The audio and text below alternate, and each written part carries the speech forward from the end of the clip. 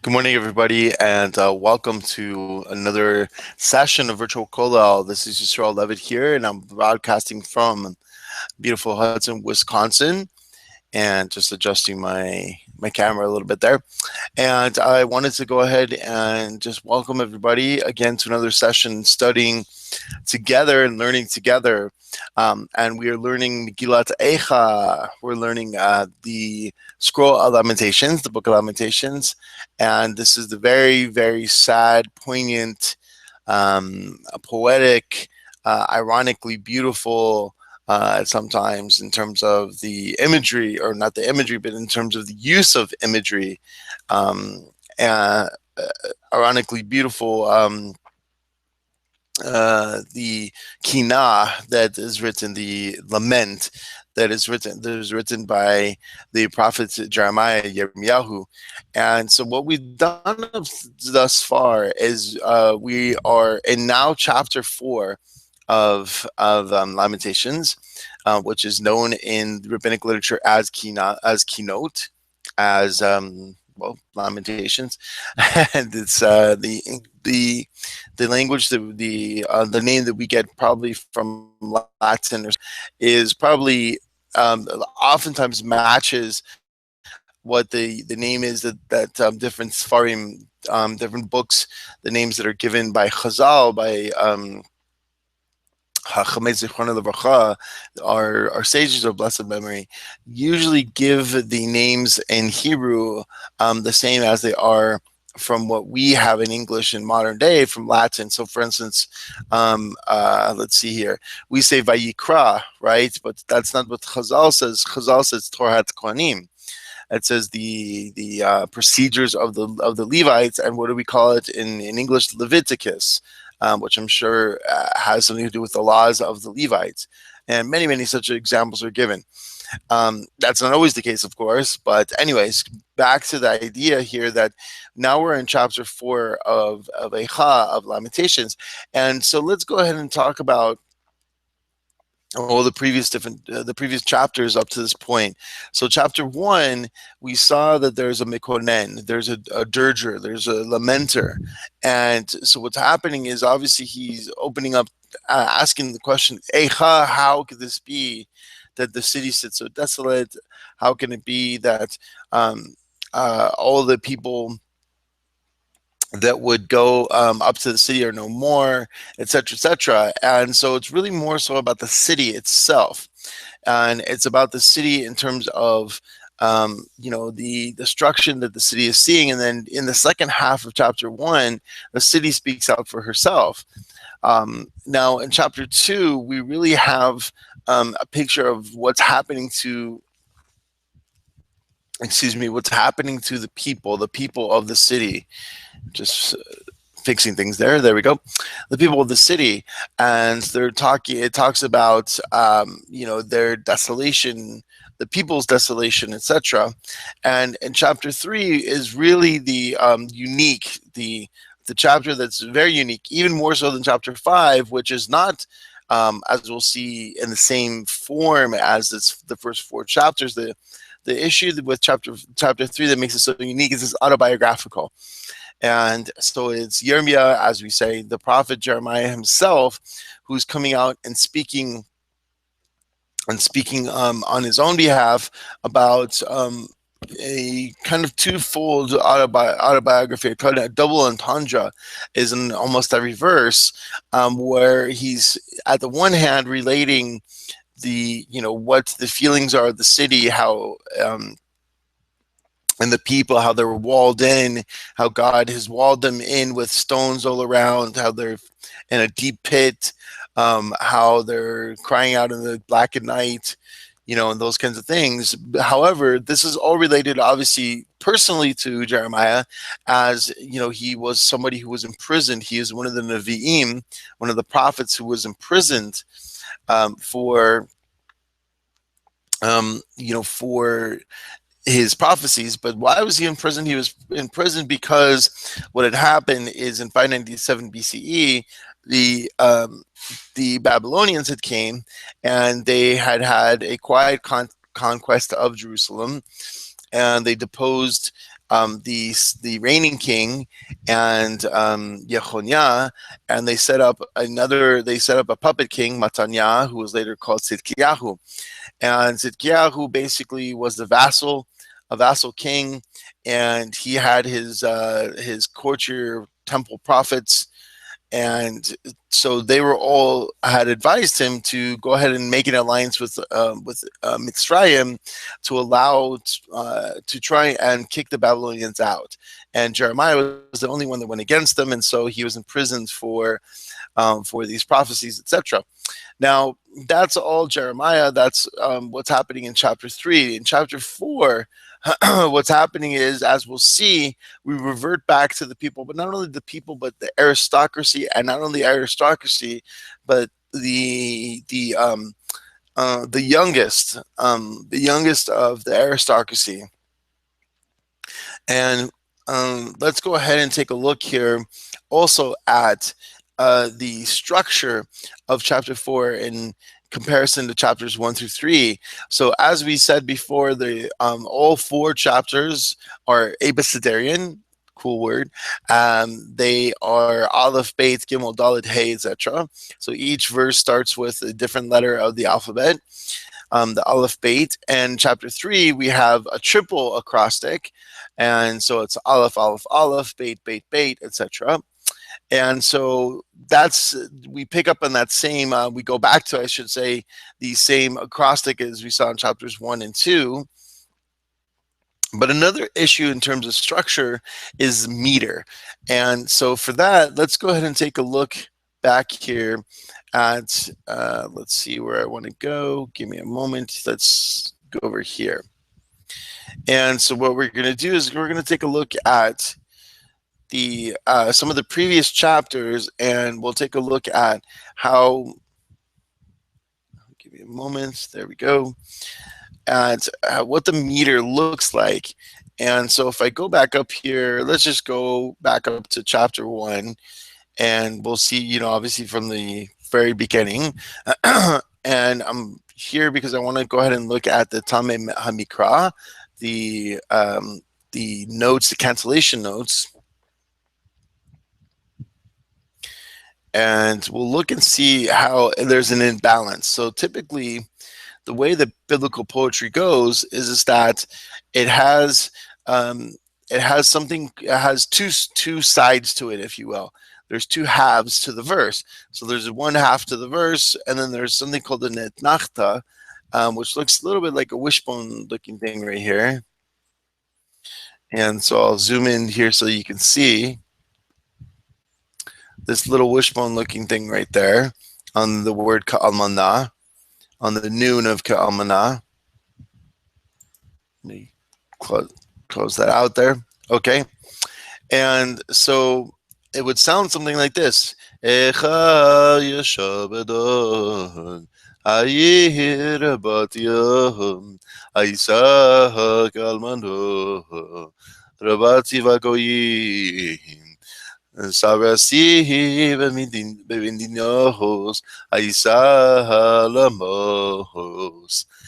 you can see that what's happening right here is that it's almost that they're uneven here in verse 1. Let's go ahead and go look at one more verse.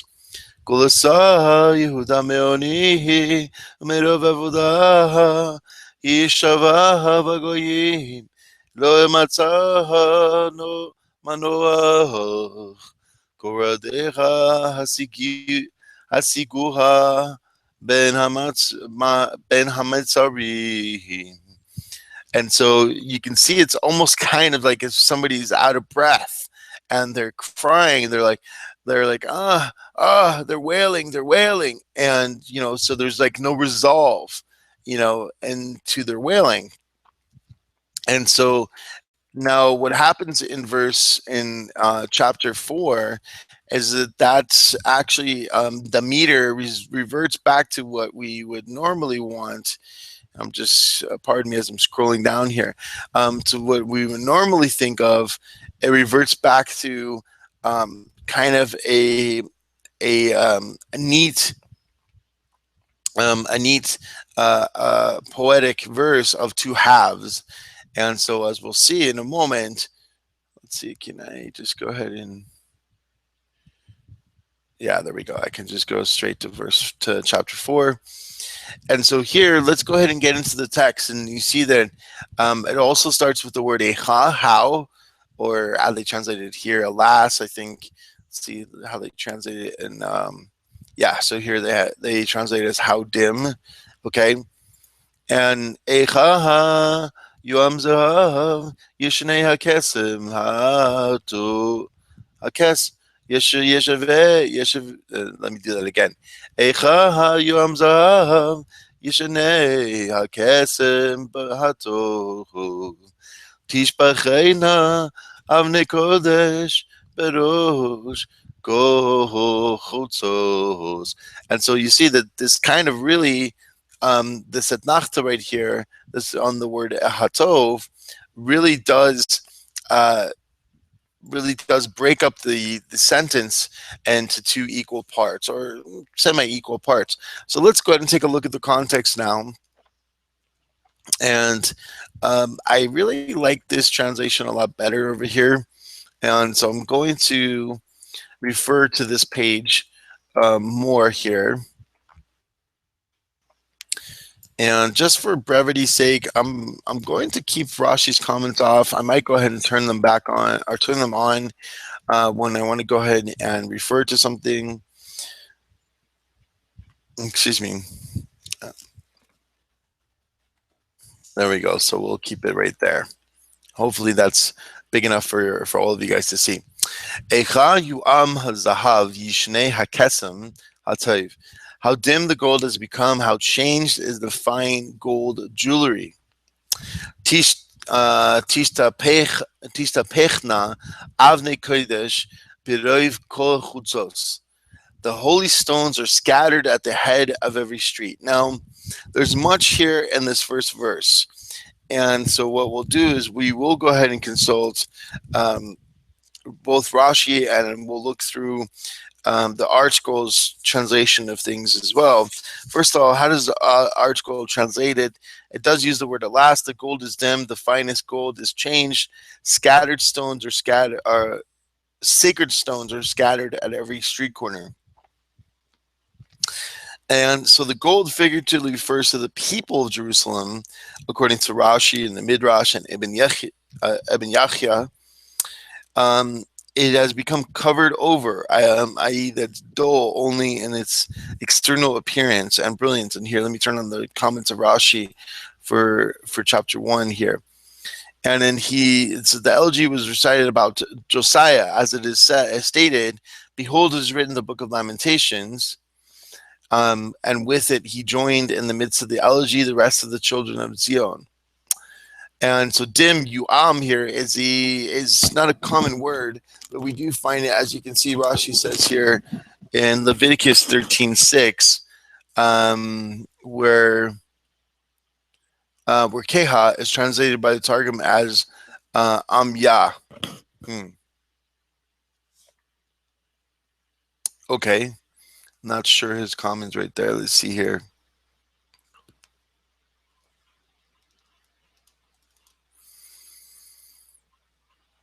Yeah, I'm not sure what Rashi's meaning to say right there. Okay, we'll continue on here. Tishta pechna avnei kodesh, the sacred stones. So here we can look here. He says that these are the children who shine like precious stones, and the Midrash Agadah states every fourth part of a log of blood that came out of Josiah with each arrow that they thrust into him, Jeremiah buried in its place, and he called out concerning it, the holy stones are scattered. And so the idea here is, again, the stones of the sacred stones are tishta pechna, literally they're poured out, and they referred to the children. And this is Jeremiah's lament over the Revi'it, the fourth measurement, half of a glass of blood, which poured out from each of Josiah's arrow wounds, as we just read. I'm just reading kind of the translation over here from the Art Scroll. The Midrash says that sacred stones alludes to the Torah scholars alternatively, were referred to as stones or foundations, a Torah Timimah. Because of destitution, they had to go out and seek their livelihood, and they were thus poured out at every corner. The Midrash Lekach Tov explains that this refers to the blood of the righteous, who are compared to sacred stones, which was spilled out at every street corner. So either way, the idea here that the commentators are pointing to is this word right here, tishta pechna, and so it's shafuch is the word, and so they're pointing to the idea that's literally that means to be poured out. So let's continue on here, and I'm going to go back to hide Rashi's comments just so we can get through the parak a little quicker, and I'll turn them back on when I want to go ahead and point out things. B'nai Tzion hayekarimamisulaim bapaz Eicha nechshavu linivle cheres ma'aseh yedei yotzer. The precious children of Zion, precious, praised with fine gold, how they are regarded as earthen pitchers. And so you can see kind of the work of a potter's hands. And so you can see the idea here, how they were misulayim. They were those that were set. Now here it says they were praised. Let's go ahead and take a look at that word. And again, a lot of the words here, a lot of the words have a lot to do with just they're used poetically, they're used metaphorically, etc. Who are comparable to fine gold. Okay, that's fine. We can see that whoever sees them compares their beauty to fine gold. And so the idea here is this word hamesulaim. It has the same root here as sulam, a ladder of being set. And so here being compared, yeah, we could definitely see that. By the way, one place that you can go to look up words and things like that is this website right here, morphix.co.il. And even though it's a Milon, it's a modern Hebrew dictionary, it does have, and they have an English version here. As you can see, you can just go up here to the English. I'm just over here on the Israeli side, the Israeli version, so it's all in Hebrew. But here I can go to the English.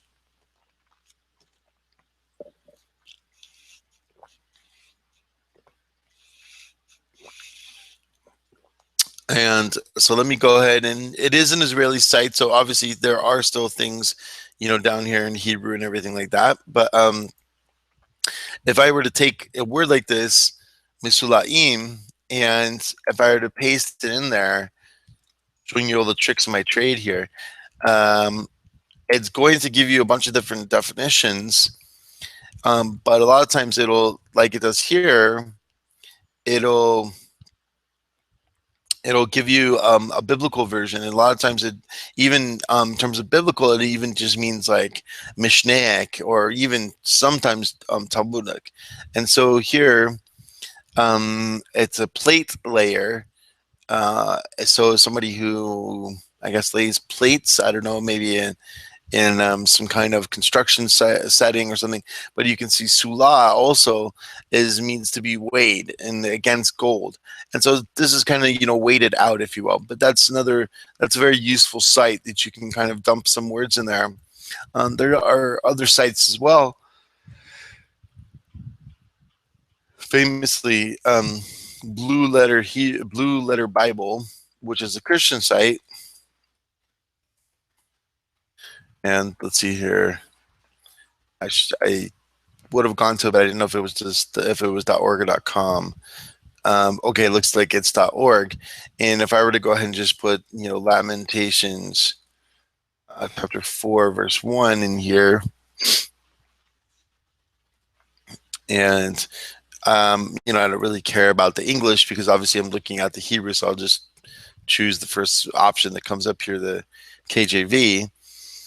And so on the tools for each one of these here, as you can see, it has a bunch of different tools. Now I'm looking here for the interlineary, And again, I don't care about this translation, but what it does is it pulls up the Strongs, as you can see right here. And so again, if I wanted to look up that word, I think it was the second verse. Yeah, it was the second verse here.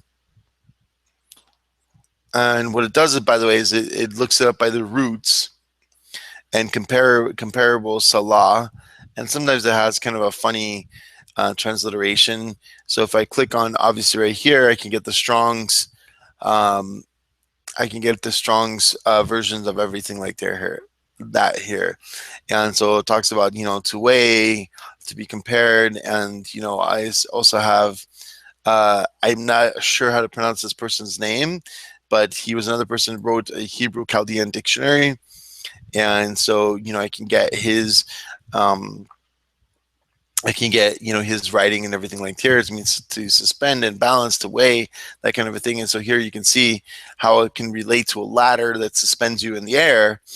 And so the idea here is that you can get kind of a deeper dive on some of the words here. But anyway, so let's go ahead and go back here. And let's see. Eicha nechshavu nivlei cheres masayid de yotzer, and how they are regarded as earthen pitchers, the work of a potter's hands. And so this is really interesting because here we have the work of a potter's hands. And what does this remind you of? This reminds you of a passage, but not necessarily the one in Jeremiah. And right here, let me look at, let's see here. Give me a second. Okay, well, it might remind you of, the work of the potter, and Jeremiah does have a prophecy that references a potter, etc. Gam tanim chalatzu shad heniku gorehen basami. And so even the sea monsters, and now here it says the sea monster, there are those who say there's a jackal as a tan. And so here's using tanim as for a sea monster. There could be also those who say that it refers to like a wild animal, but its exact identity is unknown. The word usually means reptile or fish, and in modern Hebrew, tan means a jackal. Since the specific guidance of Talmudic sources is lacking, we have left the word untranslated. And so that's the ArtScroll here. Obviously, they're translated in the Judaica Press. Although Tanim are vicious, they display warmth and kindness to their young by nursing them. Jeremiah laments how, as a result of the ravages and stress of famine, the usually compassionate Jewish mothers become cruel and place their own lives before their children's. And as we see, this is going to even be more stark in just a moment. They consumed whatever food was available and allowed their children to go hungry, ignoring their cries for food. According to many commentators, Tanim figuratively refers to the vicious enemy who Chalutzu Shad bared the breasts, forced Jewish women to nurse their enemies' children, with the tragic result that the nursing mothers had no milk left for their own children. The Jewish daughters, unable to respond to the needs of their children, who cried like ostriches, and the desert seemed to be achzar. They seemed to be cruel. At the very least, the Jews could expect that the enemy's children who were nursed by Jewish women should display some compassion for the women who reared them. This too was not forthcoming. They were as cruel as ostriches in the desert. So that's according to the different commentators, the Al-Sheikh and the Lechem Dima, etc. And here, they say that ostriches, for whatever reason, I didn't translate the rest of this, by the way, la'achzar ke'eini b'midbar, have become cruel like ostriches in the wilderness, and they say that ostriches, I guess, are one of those type of birds that push their young out of the nests very quickly. So devak lashon yonek al chiko. So the tongue batzama, and so the tongue of the suckling child cleaves to his palate through thirst. Olalim sha'alu lechem pares ein lehem. And here again, a kind of a little play on the word lechem and lehem. The young children beg for bread, but no one breaks it for them. And so again, as you see, pretty much everything that's happening, this is almost, a fourth of the way through the parak, basically is happening to the children. Ha'ochlim lema'adanim nashmu bachutzos. And so here we have, this is something that comes up a lot in this parak. The people that used to eat dainties here, or the Midyanim, or actually not Midyanim, Ma'adanim. Midyanim are a whole different story. The Ma'adanim are basically their kind of food of luxury. And so here I'll quote from the Lechem Dima, and he says, the bread of tears. It's a work written, by the way, I keep quoting it, so I'll tell you who it's written by. Give me just a moment to find it. So let's see. The Lechem Dima is written by Rav Shmuel de Uzeda. And Rav Shmuel de Uzeda, I will look him up as well. He was born in Safad in 1540. He studied Kabbalah with Rav Yitzhak Luria, the Arizal, and Rav Chaim Vital. In 1557, he traveled to Constantinople, where he published his commentary, an encyclopedic super commentary on Eicha, Lechem Dima, which has been reprinted many times and appears in large editions of the Bible. His commentary to Ruth is entitled Igra Shmuel, and then he goes on and talks about that. So the Lechem Dima, written by Rav Shmuel Uzeda, he comments this way. He says, in this verse, Jeremiah further laments the fall of the people from their previous heights to the nethermost depths to which they have fallen. People who were brought up eating only the finest delicacies and dressed only in the most luxurious clothing lay faint from hunger in the streets and scrounged through the garbage heaps for the most meager scraps of food. So here, that's basically setting up this verse and setting up some verses continuing. So they were they were eating the nice delicacies, inside the palace. Now they're in the street. And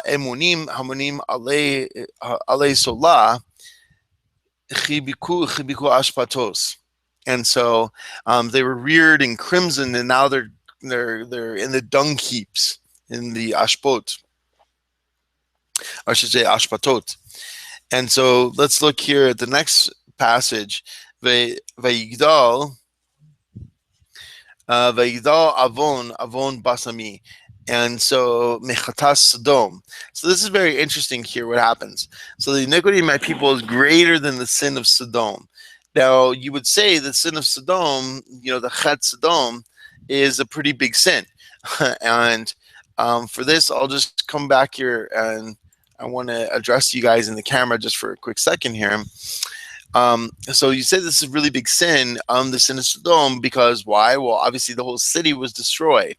But think about the differences between Sodom and Yerushalayim.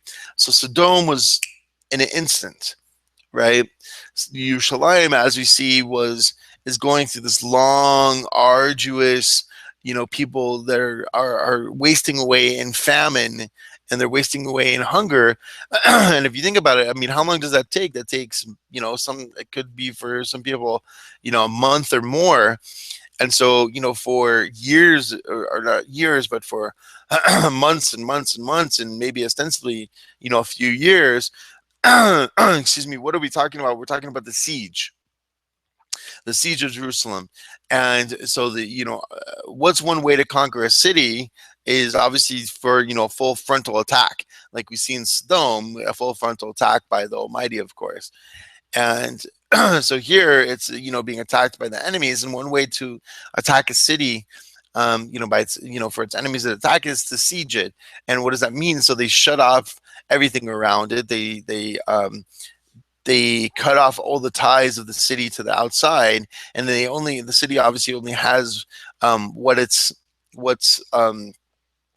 left, what it has in the city itself, in terms of food and water. And so you can imagine people. So basically, it's kind of like the idea that instead of going in and barging into a house, you're going to smoke them out in some sense. And so this is kind of the same way, except they're starving them out. They're starving them to death. This is essentially what's happening here. And so, which is worse?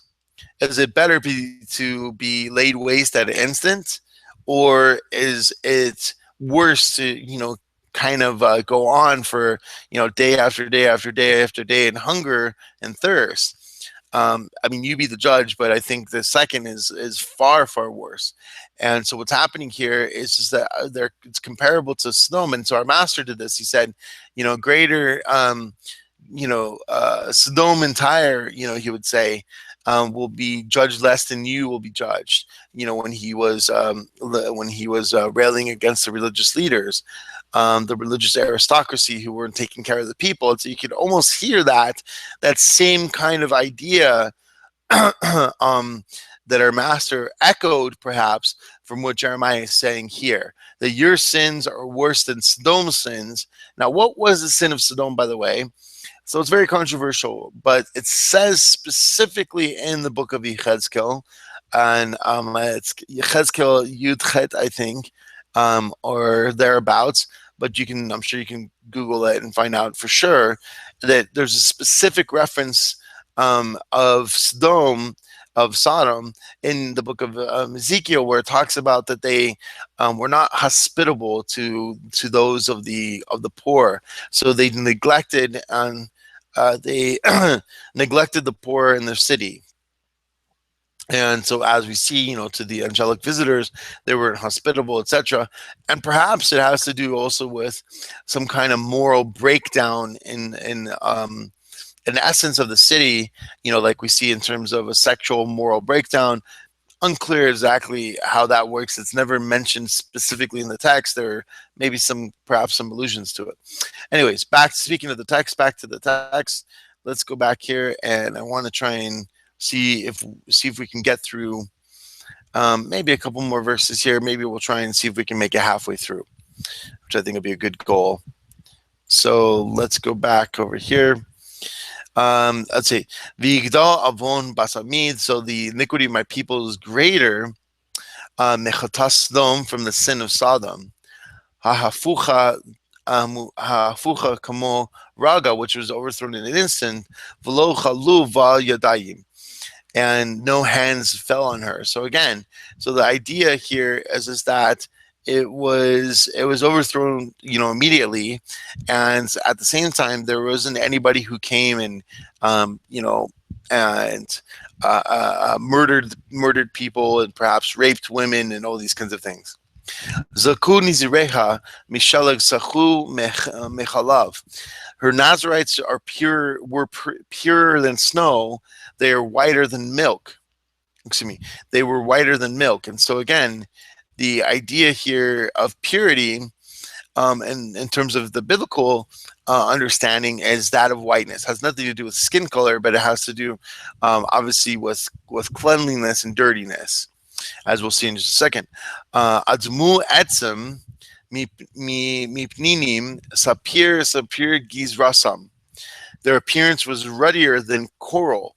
And again, redness is a sign of beauty in the biblical understanding, in biblical poetry, etc. And sapphire was their form. And so here, now let's look at verse 8. Hashach meshachar ta'arom lo nizkaru b'chutzos. And so again, you can imagine here they have these religious dignitaries, etc., who are clean and washed and proper, etc. But now their appearances become darker than charcoal. And again, this is more about dirtiness rather than skin color, of course. It says they're not recognized in the streets. And it says Safad Oram al Atzmam Yavesh Haya Ka'etz. It says their skin is shriveled on their bones and has become dry as a stick. Tovim hayu chalalei cherev.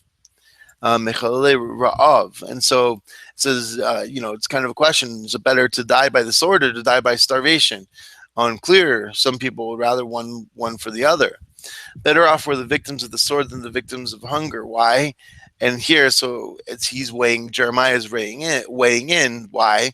Shehem yazvu yazavu yazuvu medukarim misnovos minovos sadai.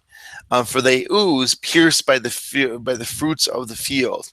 Now, what does that mean? Pierced by the fruits of the field. And so here in verse 9, that's one take on how to translate it. Another take on how to translate that passage is, for they pine away, stricken, lacking the fruits of the field. Now, what's the key word right here? Is this word right here, midukarim. And so dukar has to do with being struck or being that's one of my additions here in Chrome just telling me that there's no definition for that word, which is fine. But see here, what I can do is I can copy and go ahead and put it in Morphix, by the way, and we'll see kind of how that works and how helpful this could be a lot of times to your study. And so as you see, Medukar is an acupuncturist in modern Hebrew, and so it comes from Dekar. Dekar means to puncture, or Deker, which means to prick, or Dakar, which is a grouper fish, which again has like a lot of, I believe, has a lot of like kind of needleless skin, if you will, maybe. And so here was it better to be stabbed by the sword or to be or to, as it translates to here, give me a second, where is it? Or to kind of pine away, stricken, lacking the fruits of the field. And so the language basically, the phrases, let's see here. It says the phrase is kind of difficult. The literal translation might be they pine away or flow pierced from the produce of my field. Rashi, Targum, and the Alshich explain that the hunger was more severe because they ate thistles, which damaged their intestines, and they pined away in great pain. Rav Sajagoin, Lechem Dima, and the Midrash explain the phrase, for they pined away suffering for the lack of produce of my field. For to be pierced by hunger is to die a slow death. And the Midrash elaborates that the destruction of the first temple, people died from the smell of the spoiled food, which they were compelled to eat during the siege. But the destruction of the second temple, there was not even such food to eat. What did the enemy do to them? They roasted kids to the west of the city, and the wind carried the smell to the starving, besieged inhabitants. So they had a barbecue. The smell roused their appetite so that they died in fulfillment of what is written, for they pine away stricken, lacking the fruits of the field. Alshich explains that the use of sadai, my field, rather than sadeh, a field, emphasizes the irony of the tragedy. Zion is the speaker. It is her field, and still her people cannot partake of its fruit. So again, obviously to bear, for something to bear fruit, you need harvest, etc. Let's go ahead and go through one more verse here. We'll do these two more verses here. Yedei nashim rachmaniot bishlu yeladehen. And so the hands of compassionate women boiled, excuse me, bishlu yeladehen. So they boiled their own children. They have become food in the destruction of the people of the daughter of my destruction of the daughter of my people. And again, I mean, we can't even imagine this. We can't even imagine being so hungry that we start eating dead corpses. Kila Adonai es chamaso shafach haron apo v'yatzes eish b'tzion v'tochal yesodeh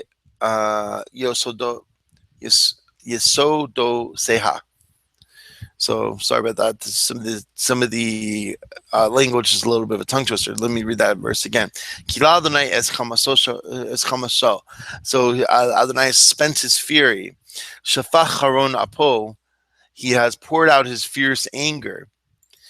And v'yatzatz eish b'tzion. And he has kindled a fire in Zion.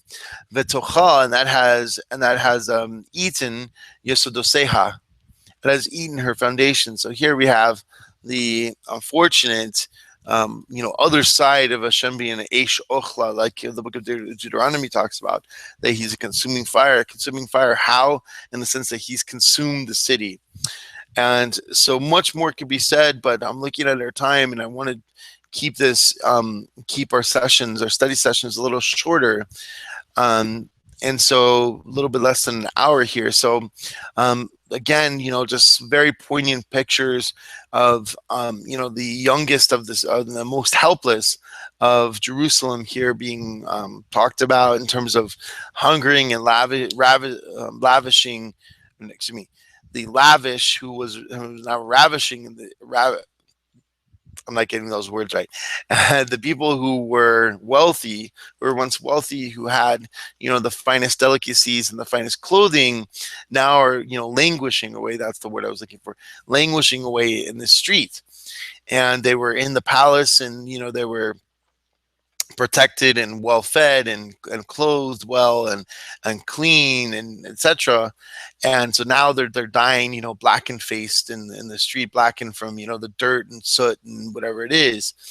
And so also just, a lot of things to point out here, but again, this is getting a smack dab into the middle of the destruction of what we're seeing in Jeremiah's vivid, his real vivid description of all this. So again, all of this I think could be such a downer, depressing thing to look at, but to me, I think it should also help to be a motivator. Why should it be a motivator? It should be a motivator to want us to pray that much harder, want us to work that much more for Mashiach Tzidkenu, especially as we're seeing,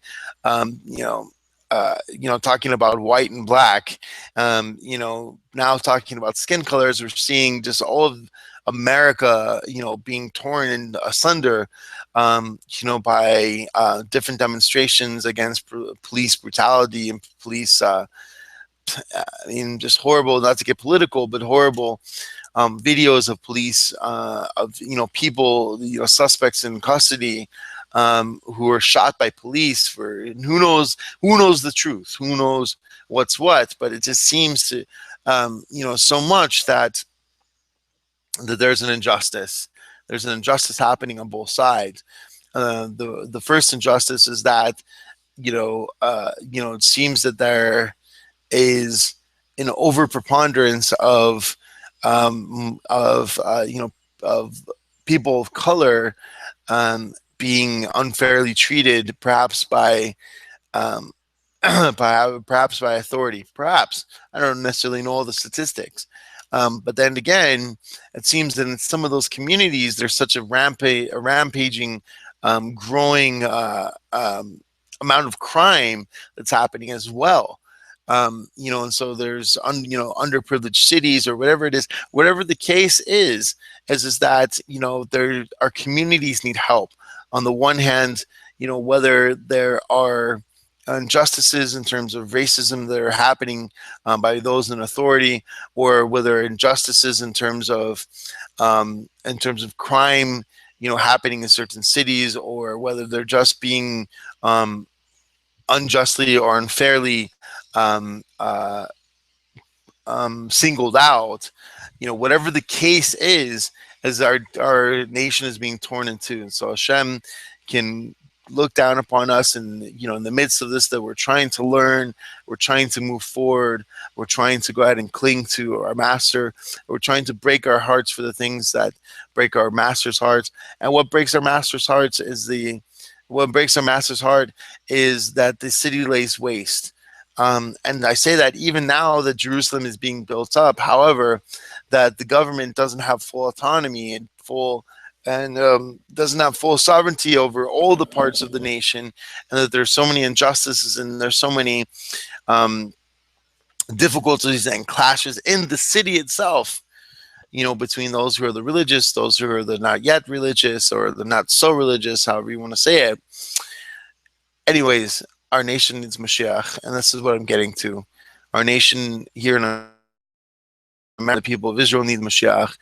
And so all of this in terms of looking forward to the anniversary, or not looking forward to, but marking the anniversary that's coming up, the commemoration of the destruction of the temple, that God willing, he should look down upon us and he should see that we're trying to do something good in this world. And we should be motivated to do something good in this world, motivated to do another mitzvah, motivated to help another person, motivated to help ourselves grow in godliness and righteousness. And he should send us Mashiach Tzidkenu, our righteous Messiah, B'mehera b'yameinu, speedily in our days. Everybody said Amen. So this is Yisrael Levitt here, Yisrael Levitt, for virtual kollel from bethemmanuel.org/kollel. And you can go ahead and look at any of our other classes, look at some of our other teachers, that are also studying together with you guys. And very, very soon we should see each other. All of us should be in Jerusalem with Mashiach ruling and reigning, and all of us can not know another Tisha B'Av, not have to go through another fast day, and that they should be turned to joy, and because it's a holiday, because Mashiach has come. And so this is Yisrael Levitt. Have a great day in every way.